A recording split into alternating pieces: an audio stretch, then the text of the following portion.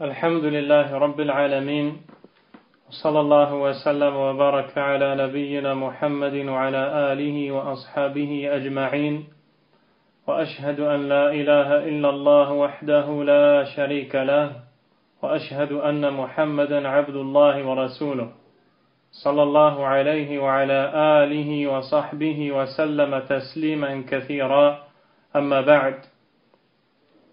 Chers frères et sœurs, ô vous les croyants, assalamu alaikum wa rahmatullahi wa barakatuh. En cette soirée, celle du 14 du mois de l'Hégire, Rabi' al-Awwal de l'an hégirien 1437, et qui correspond au 24 décembre 2015, nous entamons la lecture et l'étude, bi'idhnillahi ta'ala, par la permission d'Allah, d'un écrit très bénéfique, riche en enseignements, rédigé par un savant noble, aimable, émérite, qui n'est autre que le grand savant, le cheikh Abdul Aziz ibn Abdillah ibn Baz, qu'Allah tabaraka wa ta'ala lui fasse miséricorde. Et cet écrit a pour titre les leçons importantes pour toute la communauté, car il fait partie de la guidée du prophète Mohammed sallallahu alayhi wa sallam de prodiguer le conseil à sa communauté. Effectivement, nous retrouvons chez l'imam Muslim rahimahullah عن أبي رقية تميم ibn أوس الداري رضي الله عنه, le noble compagnon Tamim, qu'Allah l'agrée, a dit que le prophète sallallahu alayhi wa sallam a dit: ad-din an-nasiha, la religion c'est le conseil. Qulna liman, nous demandâmes envers qui? Qala lillah wa li kitabihi wa li rasulihi wa li a'immatil muslimina wa 'ammatihim. Le prophète sallallahu alayhi wa sallam répondit: pour Allah, son livre, son messager, les détenteurs de l'autorité musulmans et l'ensemble de la communauté. Dans ce hadith, le prophète sallallahu alayhi wa sallam nous enseigne donc que dans la religion, il y a une chose qui est très importante, qui est le conseil sincère, le conseil qui a pour but d'enseigner un bien afin de le mettre en pratique, de mettre en garde contre un mal afin de s'en préserver. Et c'est en ce sens que le noble cheikh Abdul Aziz ibn Baz rahimahullah a rédigé cet écrit et l'a dirigé à l'ensemble de la communauté comme l'intitulé l'indique. Cet écrit est donc très bénéfique car en réalité il contient des bases et des fondements essentiels qui sont tous importants. Et le cheikh rahimahullah a facilité la lecture à quiconque le lira, car il a divisé cet écrit, qui est concis mais clair et riche en enseignements, en 18 leçons, tout aussi riches en enseignements et importantes les unes que les autres. Le cheikh rahimahullah ta'ala a donc commencé cet écrit bénéfique, qu'Allah lui fasse miséricorde. Et sachez qu'il a été commenté par le noble cheikh, l'enseignant dans la mosquée du prophète sallallahu alayhi wa sallam, Abdul Razzaq ibn Abdil Muhsin al-Badr, qu'Allah le préserve, ceci en 12 assises qu'il a tenues dans la mosquée du prophète Mohammed sallallahu alayhi wa sallam à Médine, il y a de cela plus d'un an. Puis, son commentaire a été justement retranscrit et corrigé par le cheikh lui-même, et c'est sur ceci que je me baserai, insha'Allah ta'ala. Et nous demandons à Allah subhanahu wa ta'ala de nous accorder, de nous offrir la sincérité dans les paroles, dans les actes. Et ce sera donc une série de cours chaque soir, comme vous avez pu déjà le connaître.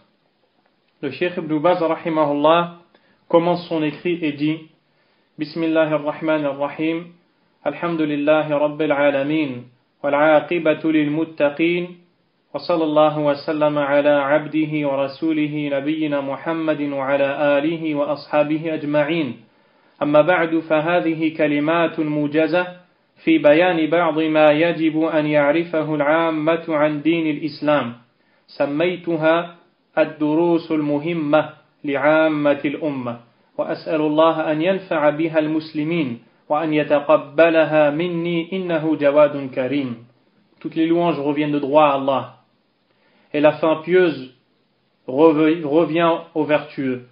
Que la prière et le salut d'Allah soient sur son serviteur et son messager, le noble notre prophète Muhammad sallallahu alayhi wa sallam, sur sa famille et tous ses compagnons. Ceci dit, voici un écrit rassemblant quelques points essentiels que doit connaître le commun des musulmans concernant sa religion. Je l'ai intitulé « Les leçons importantes pour toute la communauté ». Je demande à Allah que cet écrit serve aux musulmans, qu'il l'agrée, car c'est lui le noble et généreux, subhanahu wa ta'ala. C'est par cette introduction que le Cheikh Ibn Baz, rahimahullah, présente son écrit.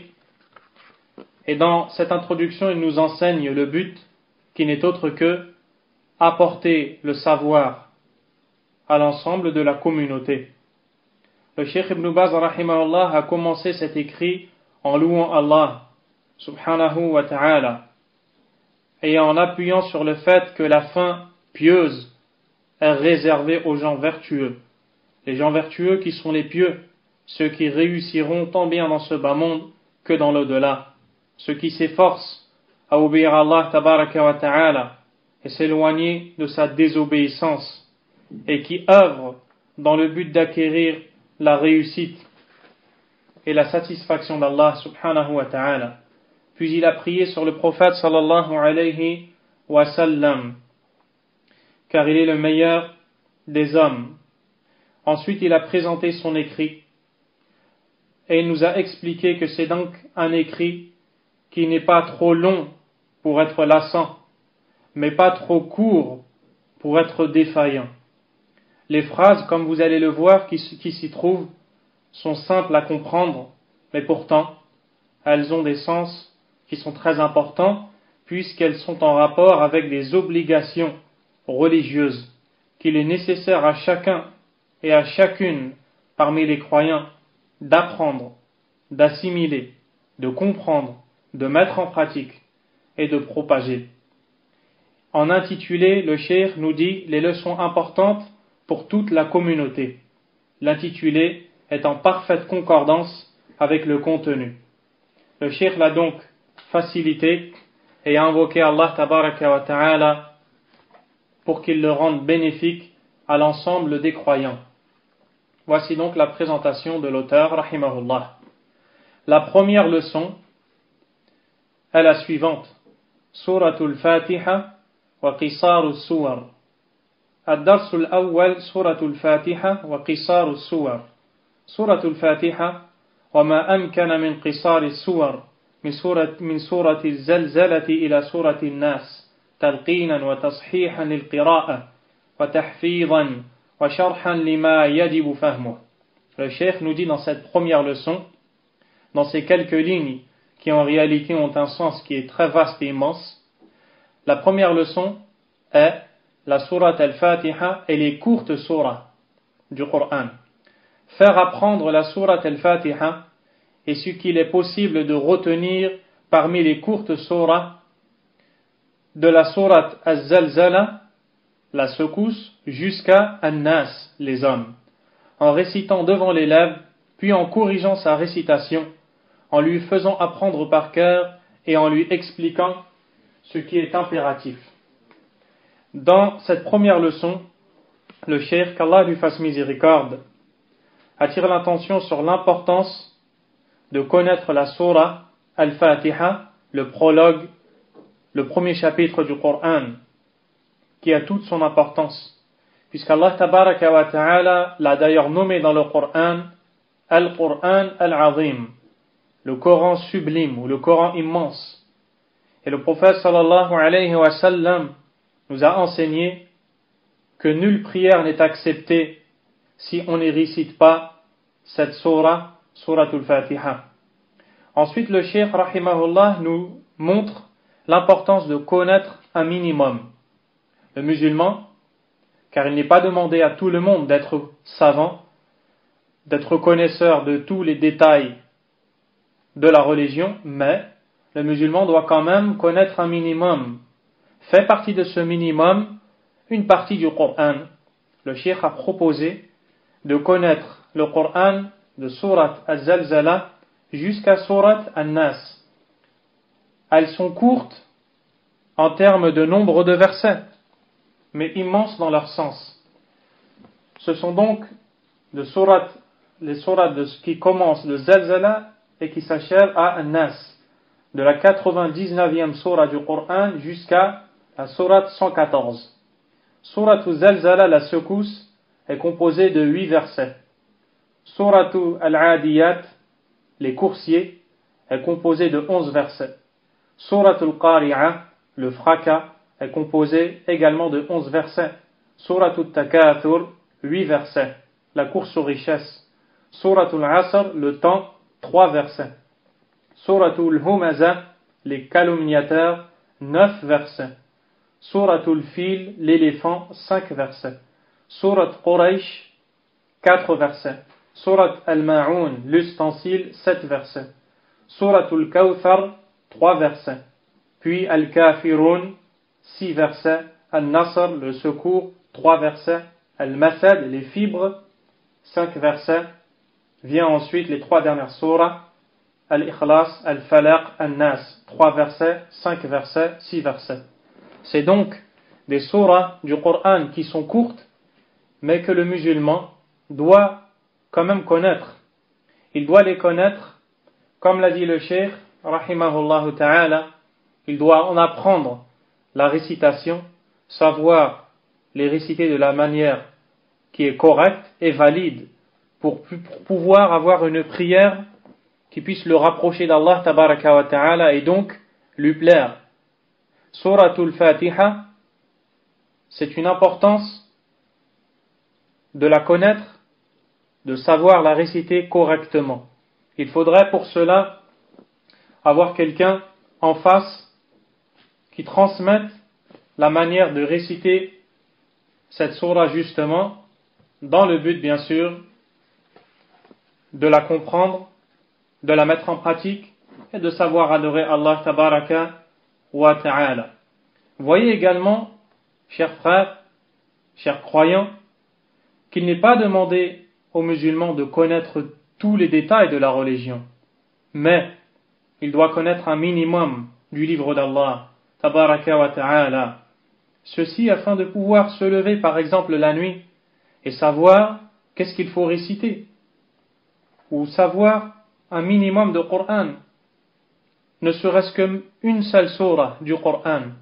Celui qui se lève la nuit et qui récite une seule sourate du livre d'Allah tabaraka wa ta'ala, même s'il se mettait à la répéter sans cesse du fait qu'il ne connaisse aucune autre sourate, ceci est très bon chez Allah pour lui et dans son intérêt.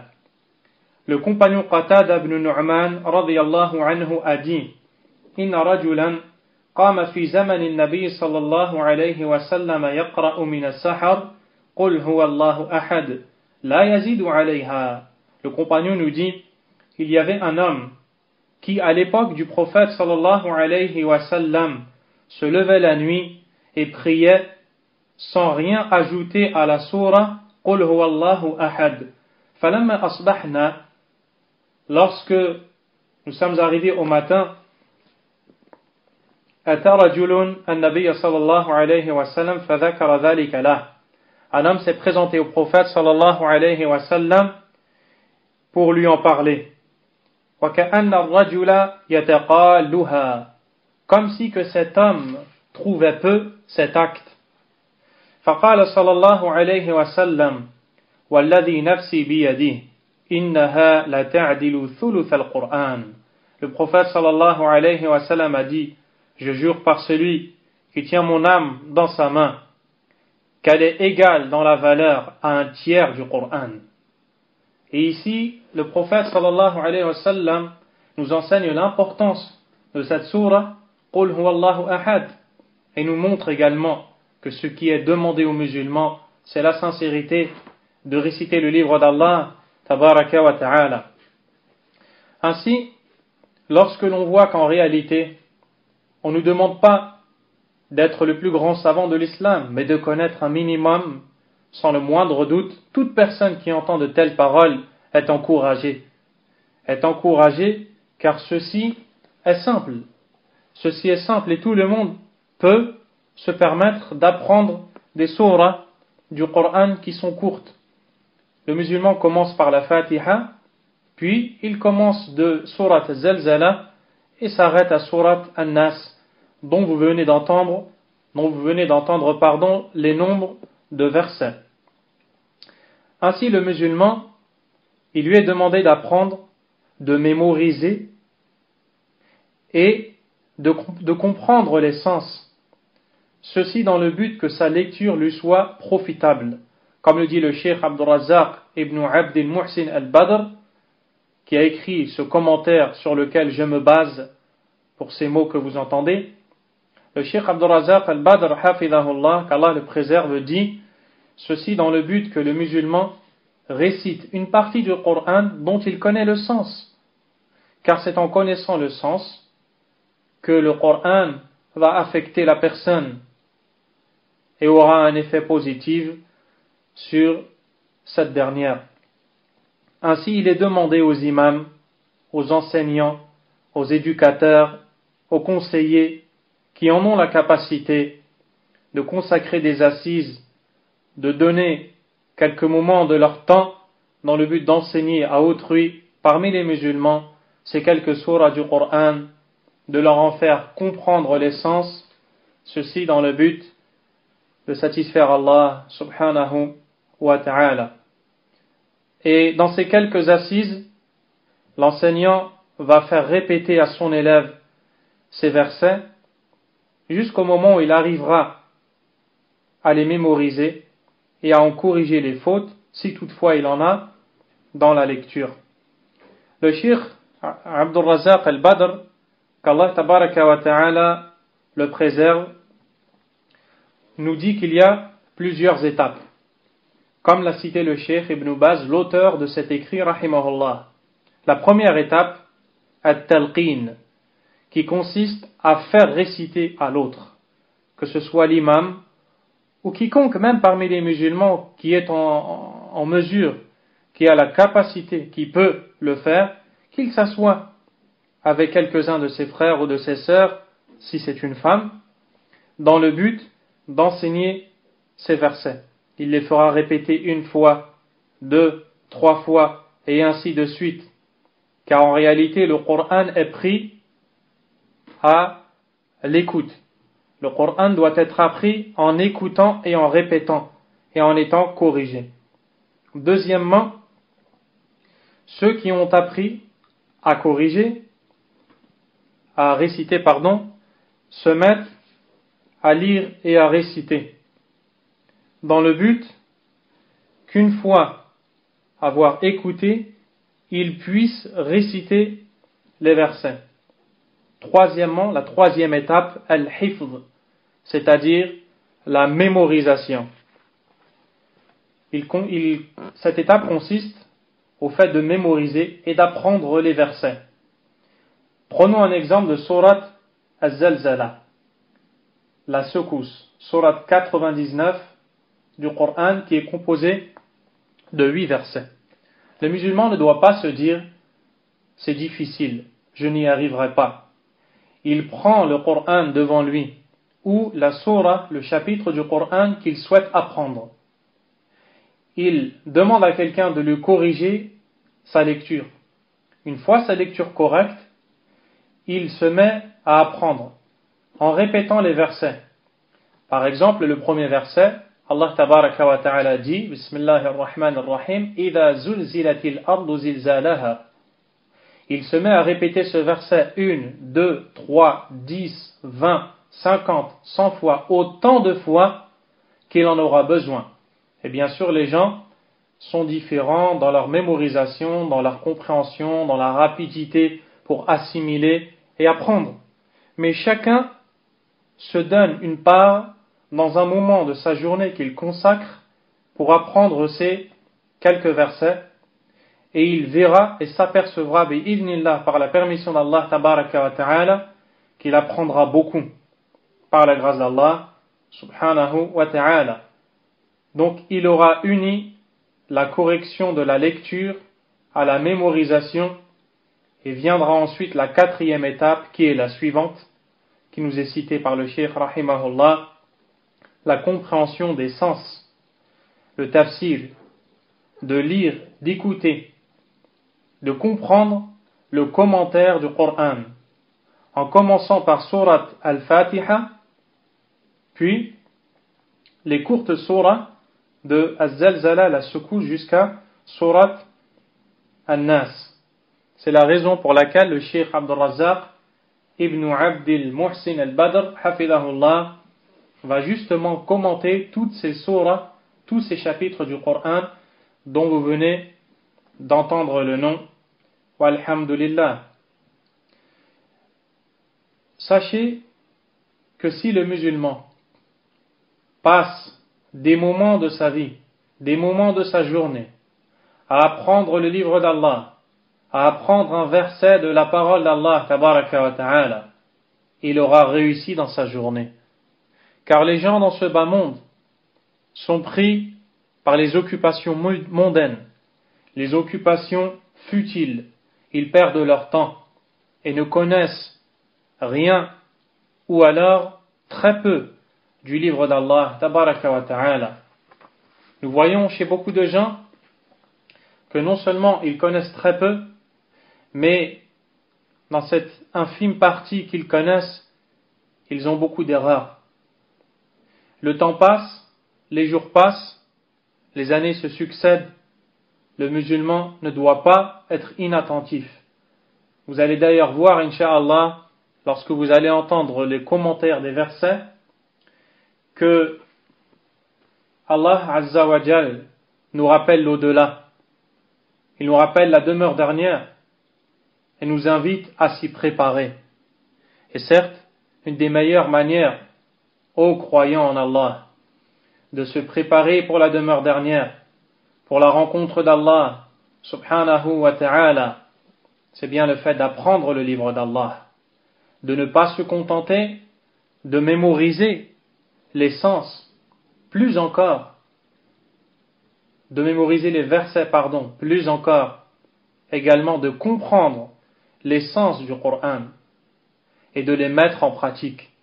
Car par Allah, quelqu'un qui récite Suratul Fatiha dans la prière, en groupe, derrière l'imam, à côté d'une deuxième personne qui récite aussi, dans les gestes, comme le dit l'imam Ibn al-Qayyim, un savant, un érudit, l'élève du grand professeur et du grand savant Ibn Taymiyyah rahimahullah, on a deux personnes dans la prière qui font les mêmes gestes, qui prononcent les mêmes paroles, alors que la différence entre ces deux personnes sont semblables à ce qui sépare les cieux et la terre. Allahu Akbar.